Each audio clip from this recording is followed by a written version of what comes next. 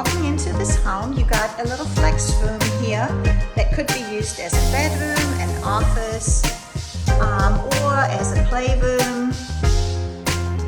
And you're overlooking the little front porch and the beautiful little garden out there. And it separates, you got the two little barn doors here to give you a little bit of privacy if you want to use it as an office. And as you're walking into this home, you are greeted with this beautiful white kitchen, stainless steel appliances, and look at that backsplash. That is beautiful. An under-mounted sink right here, and you can watch everybody in the family while you're preparing your dinner. Beautiful living room right here, very spacious, additional seating on the countertops, and you got a dining room table here adjacent to the beautiful screened-in porch that gives you some outdoor living space that you can watch your football games or your TVs and relax in the evening or in the mornings. This home has a split floor plan, so you have your master suite at the end. This is a beautiful, spacious master bedroom suite.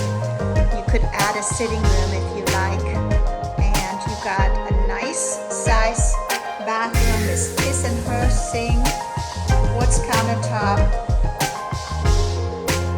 and a beautiful large standing shower that has a little window too.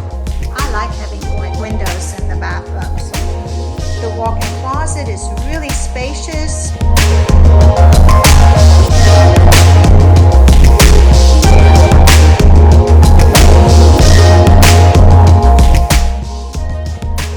And then as you're walking out of your master suite, you are going over to the split bedrooms, which are at the beginning of the house, which is kind of nice to give you a little privacy. Washer dryer in a separate laundry room. That's how you come in through the two-car garage. And of course you've got two bedrooms. Each really has a walk-in closet. And here's another one.